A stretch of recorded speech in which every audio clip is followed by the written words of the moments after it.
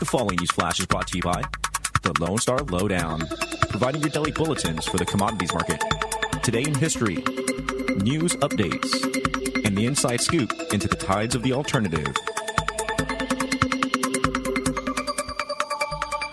Markets for Wednesday, the 3rd of February, 2016, are currently trading with gold at $1,138.10 an ounce, silver $14.63 an ounce, Texas crude $29.88 a barrel, and Bitcoin is currently sitting at about 370 U.S. currency.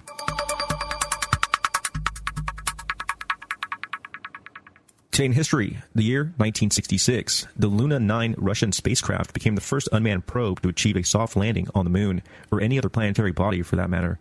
Also known as the YE-6, number 13, it was the first probe to transmit photographic data to Earth from the lunar surface. In recent news, Sandra Merritt, one of the two indicted with tampering with governmental documents in order to create fake driver's license in a plot with anti-abortion activists to obtain the undercover video footage exposing Planned Parenthood for selling human body parts, turned herself into Texas authorities today. She posted her $2,000 bond and was later released. However, the news conference that she was scheduled to hold afterwards was canceled. David Daleiden, the main activist behind the videos, plans to turn himself over to authorities tomorrow, his attorneys have stated. He does ironically face an additional misdemeanor charge related to the purchase of human tissue. Ironic because, if you recall, a grand jury in Houston, Texas, that had been tasked with looking into the wrongdoing by Planned Parenthood announced that it was indicting Daleiden and Merritt instead. The results for the Iowa caucus are as follows. For the Republican Party, Ted Cruz, 8 delegates, or 27.7%. Donald Trump, 7 delegates, or 24.3%. Mark Rubio, 7 delegates, 23.1%. Ben Carson, 3 delegates, or 9.3%. Rand Paul, 1 delegate, 8,481 votes, 4.1%. Officially, Rand Paul did drop out this morning, stating the lack of funds and support as his main cause. Jeb Bush, 1 delegate at 2.8%. Carly Fiorina, 1 delegate, 1.9%. And John Kasich, 1 delegate at 1.9%. For the Democrats, it was actually decided by a coin toss which gave Hillary 6 wins out of 6 tosses. Hillary Clinton got 23 delegates and Bernie Sanders 21 delegates. This has been your lowdown for February 3rd, 2016.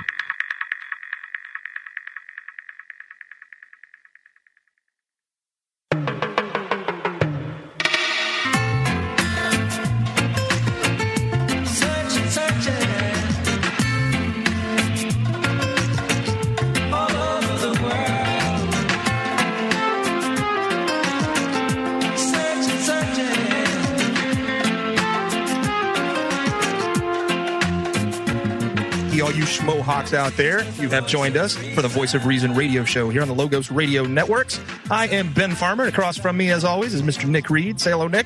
That's right. Freedom. Freedom, freedom, freedom for everyone. Enough said. Big news in the Liberty Movement this week as the Rand wagon has been derailed. That's right.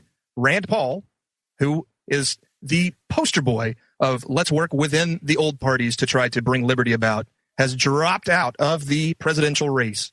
And at this point, that you have to think it's time to come home, folks.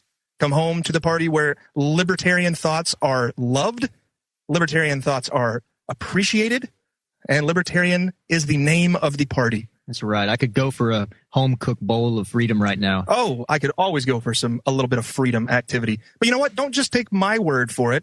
Let's hear what the old man, Ron Paul, has to say about, hey, if you're still in the Republican Party or the Democratic Party, are there any libertarians that you might want to jump on board with? Let's hear what Ron Paul has to say about that. On economic policy. So I would say you could search for a long time, but you're not going to find anybody in the Republican or the Democratic primary that even comes slightly close to ever being able to claim themselves a libertarian. Well, that's a full-blooded libertarian, but I mean, are there, like a free market guy? Is there a guy is a candidate who you would say is a free market person? I haven't found them because they always have these exceptions. I mean, you take a guy like Trump, I'm sure, he's a businessman. He's for the free market, of course, but he's for tariffs and all these other things. So no, if you sort it out, I mean, you take a guy like Cruz. People are looking at Cruz. They think he's for the free market, and he's owned by Goldman Sachs. I mean, he and Hillary have more in common than we would have in common with either Cruz or Trump or any of them. Ted Cruz has more in common with Hillary than he has in common with libertarianism. Hey, I didn't say that. That's what Ron Paul said. I happen to agree wholeheartedly, but I have seen people jumping over from Rand Paul, whatever that style of libertarianism is, and say, well, Ted Cruz is the nearest guy to that. And that one, folks, completely blows my mind. Completely blows my mind. How you could conflate Ted Cruz with libertarianism completely blows my mind. There's no option at this point. There's no option except for come back to the Libertarian Party. Come check us out. We've made a lot of changes in the last couple of years. We've tried to become more professional, more efficient. We've grown our ranks. We're better funded. Come back to the Libertarian Party and check it out. In fact, if you'd like to get involved with the Libertarian Party, go to lptexas.org or lp.org if you live outside of Texas. The Texas State Convention is April 8th through 10th. It is in San Antonio, Texas, a large media market. We are teeing it up to be the largest state convention we've ever had in this state. It will rival the national convention as far as scale. We're very excited about it. Find out more about our convention at libertynow.org. A little bit later today, we're going to bring in Kurt Hildebrand, the state chair of the Libertarian Party of Texas. So if you have been wondering what to do now that Rand Paul has dropped out, come on back. And we're going to let Kurt Hildebrand talk to you about that here in just a little bit. Obviously, this show is going to be more about the people working in the old parties. Obviously, that's the direction we're taking with this show right now. But if you are a longtime libertarian, hey, we should welcome these people with open arms because they do want a more free society. Maybe they need a couple of lessons on how to be more libertarian, but we need to be open with these people and appreciate them coming over. I want to bring in Kurt Hildebrand right now. Kurt, are you on that microphone right there? I sure am. Yeah, how you doing, sir? Doing well, Ben. How are you? Doing all right. Kurt Hildebrand is the state chair of the Libertarian Party of Texas. He is a business owner. He works for a Fortune 1000 company. He's been a longtime libertarian. And I have to say, Kurt, you also were involved in the Republican Party during the last election cycle. Tell us about that situation. Well, I call it my tour of duty, Ben. I did what I had to do for the Ron Paul campaign. It was a massive disappointment. I was involved in Ron Paul's campaigns both in 2008 and in 2012. But I think the 2012 campaign in particular was very disappointing because we had made such amazing progress. You know, I don't know if people remember this, but, you know, Rand Paul just finished in 5th place with one delegate in the Iowa caucuses, which, of course, prompted him to drop out of the race. But I don't know if you guys remember, but back in 2012, it was entirely possible. It was considered entirely possible that Ron Paul would have won. Well, in fact, he kind of statistically tied for first place after they recounted everything a couple of months later. Yeah, he was officially finished in 3rd, which was a disappointing performance. People thought he might actually win either or both of the Iowa caucus or the New Hampshire primary. So if you remember, he finished 3rd in Iowa, 2nd in New Hampshire, which some people said was actually he should have been 1st, and the election was stolen from him. But in either case, you look at the way that Ron Paul was viewed as a credible candidate in 2012, at least credible from an electoral standpoint, if not from the media's perspective. The way that campaign turned out, in the end was very, very disappointing, I think, for the liberty movement, although very inspiring for a lot of libertarians that, were kind of activated by Ron Paul's, candidacy. Exactly. And we talk about it all the time. When we talk about should anarchists vote or should voluntarists vote, we mention, one of the best ways to get the message out is to run a campaign.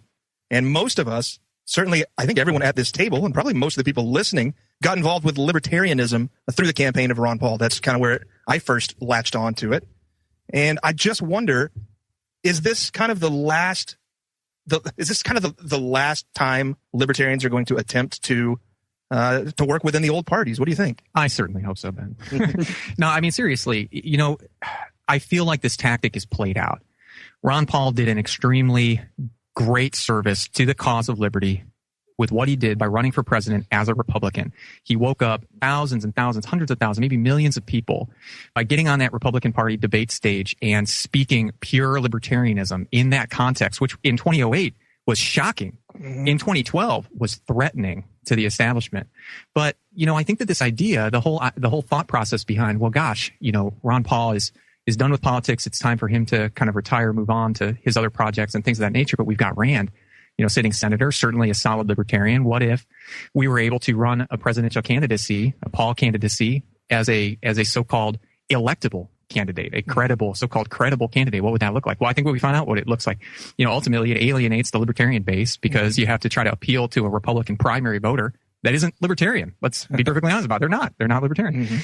But in addition, I think Rand Paul undermined his own credibility, or maybe his campaign staff, the professionals that were, helping to try and create his presidential persona, undermined his credibility with just about everyone. He's not credible, to a neoconservative Republican base because he's clearly libertarian.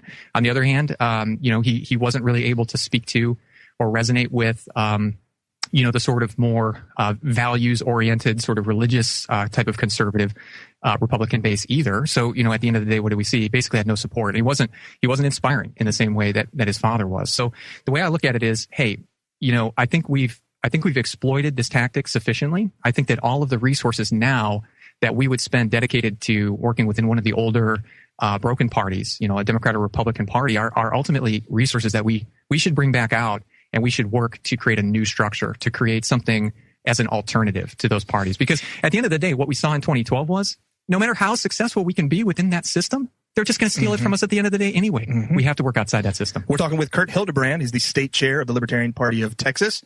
To get involved with the Libertarian Party of Texas, go to lptexas.org. Find that donate button. That'd be nice. Or get involved with the state convention process. You can go to libertynow.org to get more involved with that. Kurt, I wonder if, and you did kind of touch on this a little bit, which is perhaps this tactic is just played out at this point. And we have always said all tactics that lead to liberty should be tried.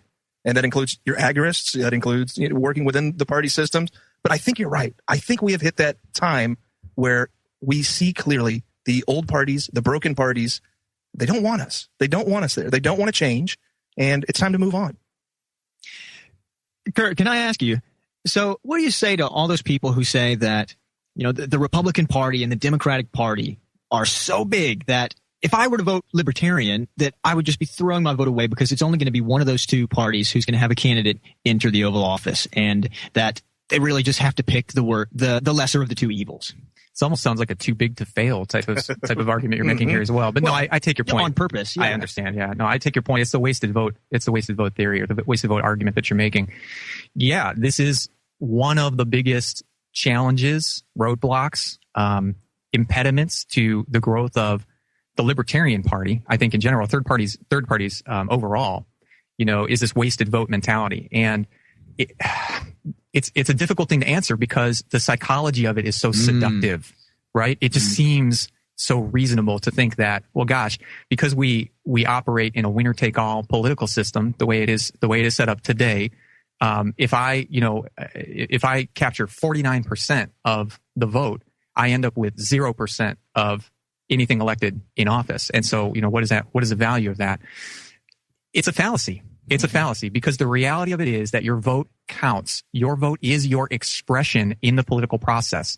1%, 2%, 5, 10, 49, 51. That is an expression of the people, the will of the people, and what they believe in. So that's my answer to you. Yeah, it also implies something very incorrect, and that is that your vote somehow belongs to one of the old parties. That, if I don't vote for one of the old parties, then the candidate I don't want to get elected is going to get elected. Well, right. That vote doesn't belong to those old parties. If they're not appealing to you, why would you vote for them? And you know what? I would call people out on that too. I think that, first of all, the significant amount of voters who aren't even voting, who say that they just really feel so discouraged that their vote is going to be able to affect any kind of change within our political systems. That percentage who are voting, who want it to matter so much, they're supporting the establishment itself. They're supporting and perpetuating the same kind of system, it seems like, by doing this, choosing the lesser of two evil things. How much of a percentage do you believe of the voters actually, if they voted according to their conscience and not according to what they thought the masses are going to be voting, would actually give the Libertarian Party some real... We're actually going to pick up that question on the other side of this break. You guys are listening to the Voice of Reason radio show on Logos Radio Network and all over the place, and here in Austin at 89.1 FM. My name is Ben Farmer. We got Nick Reed, the media coordinator for LP Texas, and sitting next to me is Kurt Hildebrand, state chair of LP Texas. You guys go to lptexas.org. We'll see you guys after the break. This is the Logos Radio Network. Whoa, amber is the color of your energy. Whoa, shades of gold displayed naturally. You wanna know what brings me here? Fly through my head, fly to fear. Welcome back to the Voice of Reason radio show here on Logos Radio Network. This is the official radio show of the Libertarian Party of Texas. And if you want to get involved, go to lptexas.org. Today, Nick and I are talking to Kurt Hildebrand, state chair of the Libertarian Party of Texas, because a big thing has happened in the Liberty Movement this week, and that is that the Rand wagon has fallen off the trail, folks. And so now many of you might be thinking, what now?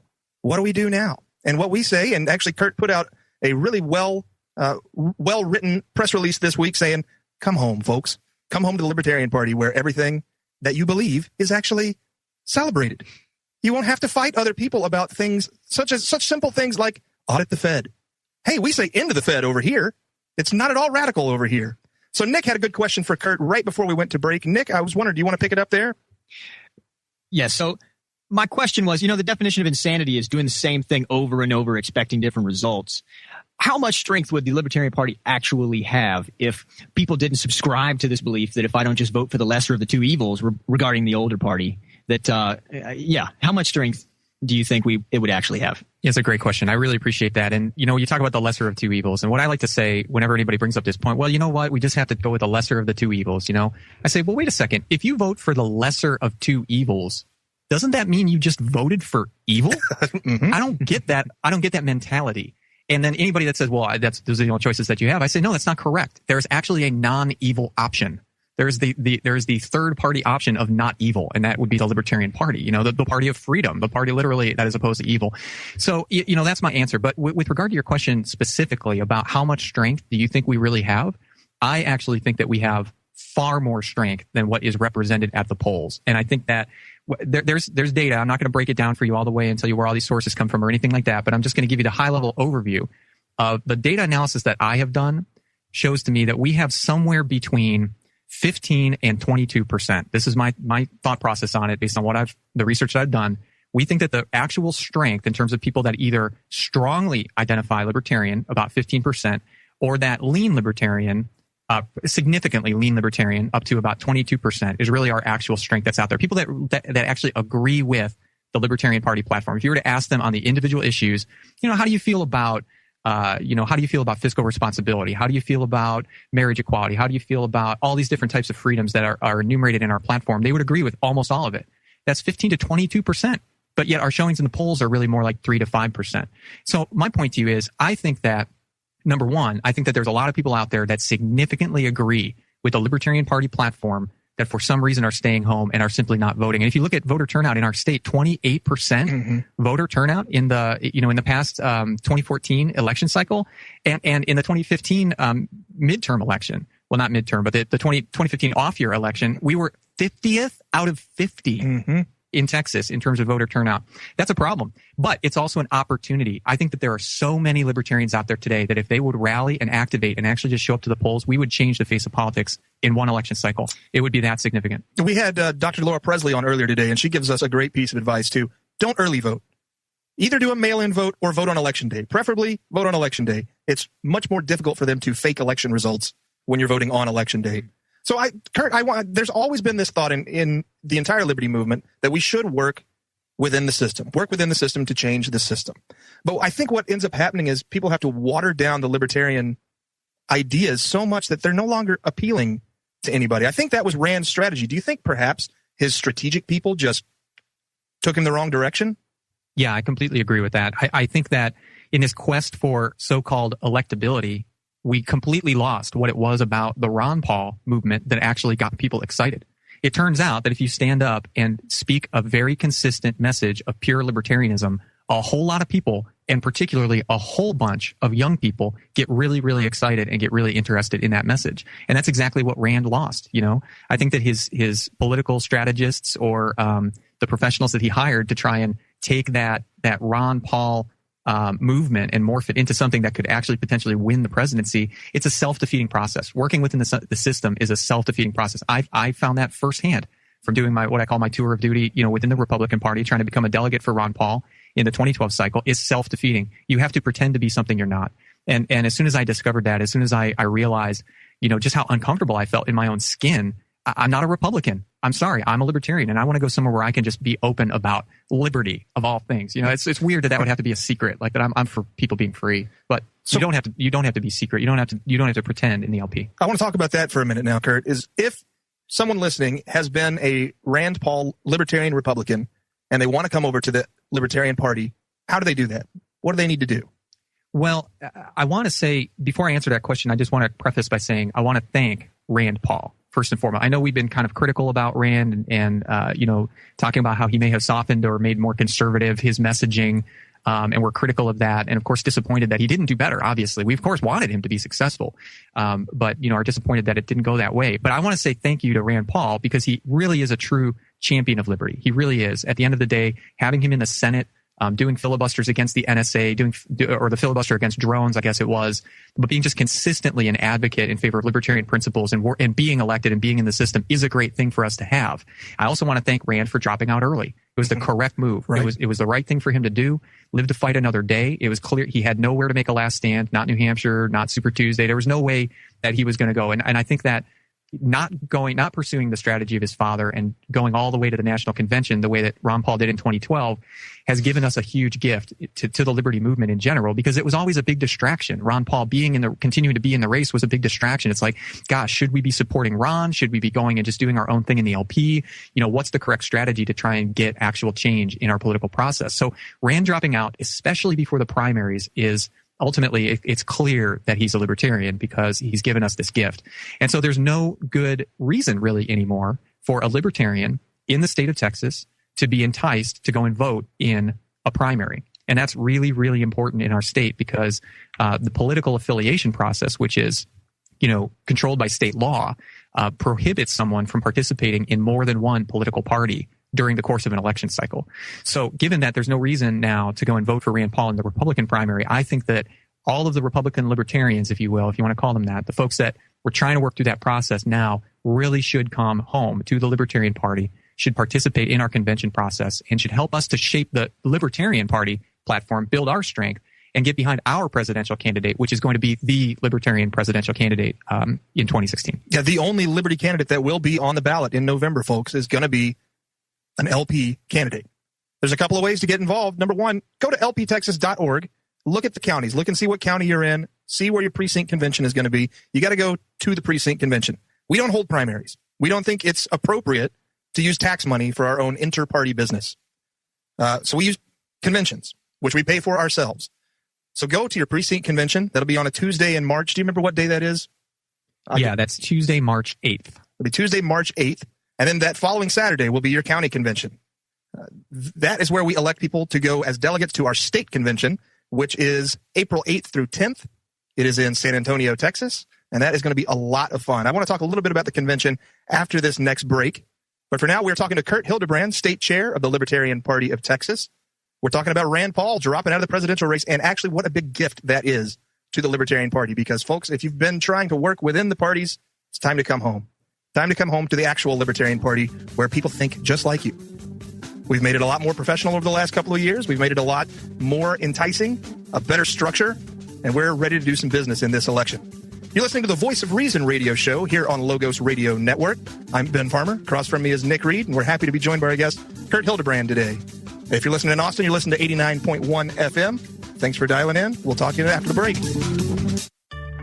The government has dreamed up a new way to erode your privacy in the name of fighting terrorism, tracking prepaid debit cards. I'm Dr. Catherine Albrecht, and I'll give you the details of this latest assault on liberty in just a moment. Privacy is under attack. When you give up data about yourself, you'll never get it back again. And once your privacy is gone, you'll find your freedoms will start to vanish too. So protect your rights, say no to surveillance, and keep your information to yourself. Privacy, it's worth hanging on to. This public service announcement is brought to you by StartPage.com, the private search engine alternative to Google, Yahoo, and Bing. Start over with StartPage. Time and again, the government finds ways to make sure Big Brother is watching, always in the name of the war on terror. The newest idea is legislation to track prepaid debit cards. For years, people have used these cards anonymously, just like cash. No fuss and no financial footprints. For low-income people without a bank account, they provide important access to services like online purchases. But now, lawmakers want to burden prepaid cards with detailed record-keeping and surcharges. The real losers, of course, won't be terrorists who never follow the rules anyway. As usual, it will be us and our freedoms that pay the price. I'm Dr. Catherine Albrecht. More news and information at CatherineAlbrecht.com.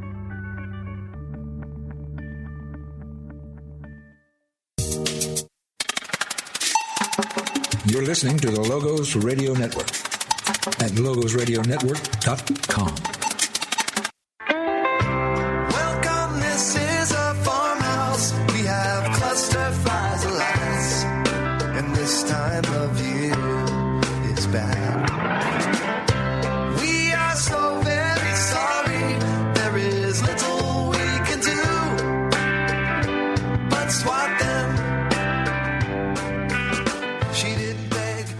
Welcome back, all you liberty lovers, to the Voice of Reason radio show here on the Logos Radio Network. We're sitting here talking with Kurt Hildebrand of the Libertarian Party of Texas, the state chair of the Libertarian Party of Texas, and we're asking what his experience was like in the Republican delegation process in 2012 when the Republicans really just stole it. They just stole it. They just broke rules and did whatever they wanted to do. What did you take away from that experience, Kurt? Well, my key takeaway was it's not going to work. Right? I mean, the whole idea of going into the Republican or Democrat Party, I'm entirely convinced, based on what I know of other, from stories from others, they're exactly the same. The parties are corrupt. They're corrupt and they're broken, and there's not going to be any way of fixing them through a normal democratic process. We tried it in the Ron Paul movement. We worked within the process. We followed the rules, and we won. And our victories were just simply taken away from us. And so my takeaway was, this tactic has been played out. We've done the best we can. We fought the good fight. But the reality is that if we want real political change, we are going to have to build a new party structure. And that structure, in fact, exists. Not only is it the strongest alternative to the broken parties, it also happens to be the correct alternative. It also happens to have the correct philosophy. Like, wonder of wonders, we actually have a libertarian party. We don't have to be libertarian Republicans or libertarian Democrats. We could just actually be libertarians. And so that was the choice I made right after that failed, convention process in the Republican Party. Said, I'm out. I'm not going back. I'm going to work in the Libertarian Party. I'm going to work for Governor Gary Johnson's campaign, and I'm going to, I'm just going to embrace my libertarianism. I wonder what the old man Ron Paul would have to say about Rand Paul dropping out and where libertarians working within the Republican Party, what they should do now. Oh, I've got a clip of it right here. Let's hear him. And we'll get that clip up in just a little bit. But Ron Paul was on a Fox Business show yesterday saying, hey, it's over. It's over. It's time to leave the old parties. There's nothing left to do in there. Yeah, I mean, who are you going to vote for? Bernie Sanders? Right, exactly. And that, this is kind of a weird phenomenon that we've seen a lot of the younger people who were Ron Paul people in the previous elections jumping over to the Bernie Sanders bandwagon. Do these people just not understand what libertarianism is? Let me say a little something to that. A lot of the things that the candidates talk about, they talk about from a personal perspective. There's a huge discrepancy, in my experience, from people's personal values and their personal views in their life and their political ideologies and worldview. They're two completely different worlds. Anybody who sees a child in the lunch line getting picked on or beat up for his lunch money would say, hey, that's not right. That's his money. He can give it to you if he wants to. It's not yours to take. But then you say the IRS and people shrivel up. Well, you got to pay your taxes. It's a huge discrepancy between those worlds. And it's really easy for people to get mixed up and jump onto the Trump train or the Bernie Sanders train, or any of the other ones, really, because they're talking to your personal values. But when you actually get into, and it's another language, just like you have to be a CPA to work on your taxes today, or a mechanic to work on a modern car, or a lawyer to navigate the legal system. It's the same thing, but they're speaking a political language that is very hard to decipher. Don't you think, Kurt? Yeah, I completely agree with that. And I think that's exactly the way the powers that be like it. They like people to be confused and frightened by the political process and not really understand how it works. Like the idea of the primary election, where you're not actually really electing anybody, but in fact the election takes place behind closed doors, by these delegates or party insiders, and all sorts of other, elements of the process. But look, I want to kind of, since we're kind of coming to the end of the show, there's one really important thing that I want to hit on. Which is why the Libertarian Party. We've talked about why the Libertarian Party as compared to the Republican Party, but I think that it's important for us to say why the Libertarian Party as opposed to no party. I think there's a lot of people out there, whether you're on the Rand wagon or the sand wagon or whatever kind of the Trump train or whatever the hell you're on, in one of the other parties. I made that up. The Trump train, that's very good though. But whatever you're doing there, I mean, I think that we made a pretty strong case for why you should come to an actual party that actually represents your views. But if you're sitting on the sidelines right now, if you're a non-voter, if you're a non-participator, I think it's very important to explain why partisan politics are important as well. Why you should become involved in the Libertarian Party, especially if you think that you're wasting your vote, or you think your vote just simply doesn't count, or whether you think that you're somehow encouraging the system, which I know you guys have done an entire show on this topic, but why you're encouraging your system by voting. But listen, at the end of the day, it really is your voice in politics. Your vote is your ultimate expression in politics, and your participation in a party process is your ability to give your expression in politics. Like it or not, our country is set up on a partisan system today. You may want to change that. You may want to eradicate it altogether. But like it or not, that's the system we have today. And if you want to work within the political system, that's the system you have to be in. And if you want to be in that system, I would suggest to you that there is no place where you can truly be principled and truly make a real difference than the Libertarian Party.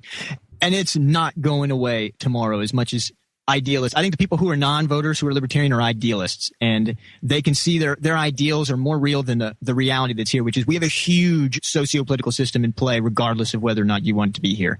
And the other side of it is the people who are voting the lesser of the two evils are almost like a realist, the ultimate realist, where the reality that we have is the sum total of all possibilities. And I think we need to kind of take a middle way here, okay? And if you're going to do so, this is another punch you can take. Okay, the Republican Party has, through the media establishment, completely ignored both the polls. Through the delegate process, they've completely nullified. And it's not because they're corrupt, evil people. Well, maybe, we don't know. But it's because they're Republican and they're not libertarian. Mm-hmm. And the pattern continues. You're swimming in a liberty desert out there. And so if you're going to take every punch you can get, if you really care about your freedom, just like in a fight, you do everything you can to survive, this is another punch you got. That is exactly right. I love the way you said that. That's beautiful. And, you know, the way I say it as well, another analogy, just to kind of follow up on this, is your silence gives consent. Mm-hmm. You don't give consent to the system when you vote. Your silence gives consent to the system. That's the way it works anywhere in the world. You have to speak up. You have to protest. You have to say no. And by voting libertarian, you are saying no explicitly, not implicitly by your silence, but explicitly, you are saying no to the Republican and Democrat dominated system. And here, I'm going to throw one final thing out there.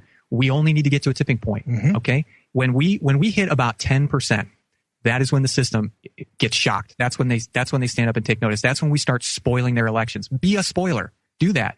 You know, people talk about being a spoiler vote as if you're stealing a victory from one candidate or another. That's hogwash. I don't subscribe to that theory. Be a spoiler. Spoil the system for them. Create something new. Create something better. And also the whole belief that I'm just one person, what can I do? Or I need to, that's hogwash. And if everybody believes it simultaneously, then we have nobody doing anything. So what we need is people who can think for themselves and vote according to their conscience and not according to whatever they think everybody else is going to vote or whatever they believe that is going to be, you know, the most practical. That's really a rationalization here because everybody is doing it simultaneously and it's creating this problem. The power would be here in order to get somebody through with a platform and a party that would be able to support the kind of candidates that you're looking for through the polls. Yeah, maybe Ben, you want to close up here and reiterate. Well, I just wanted to mention, because a lot of people listening might not be aware of what the Libertarian Party of Texas platform is. Kurt, I'm wondering, can you highlight some of the things in there that you would never find in a Republican platform? Wow, that's a great question, and it's really important for us to point this out.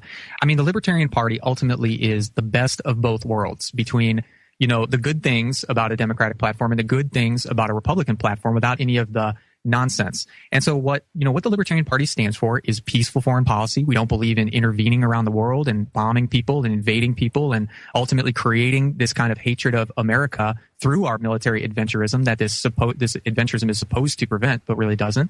We don't believe in taxing people, which is stealing their money in order to, you know, redistribute that wealth. We simply believe in that people know better how to deal with their own money than the government does. We believe in a smaller government at all levels. We believe in generally a constitutional government. The Constitution's not perfect. You may be more in favor of even a more voluntary system, but it sure is better than what we have today. And we would be in favor of a more local and diversified forms of government. We are in favor of equality on all levels, from marriage equality to essentially to remove government. Would you like to make more definite progress in your walk with God? Bibles for America is offering a free study Bible and a set of free Christian books that can really help. The New Testament Recovery Version is one of the most comprehensive study Bibles available today. It's an accurate translation, and it contains thousands of footnotes that will help you to know God and to know the meaning of life. The free books are a 3-volume set called Basic Elements of the Christian Life. Chapter by chapter, Basic Elements of the Christian Life clearly presents God's plan of salvation, growing in Christ, and how to build up the church. To order your free New Testament Recovery Version and Basic Elements of the Christian Life, call Bibles for America toll-free at 888-551-0102. That's 888-551-0102. Or visit us online at bfa.org. You are listening to the Logos Radio Network, logosradionetwork.com.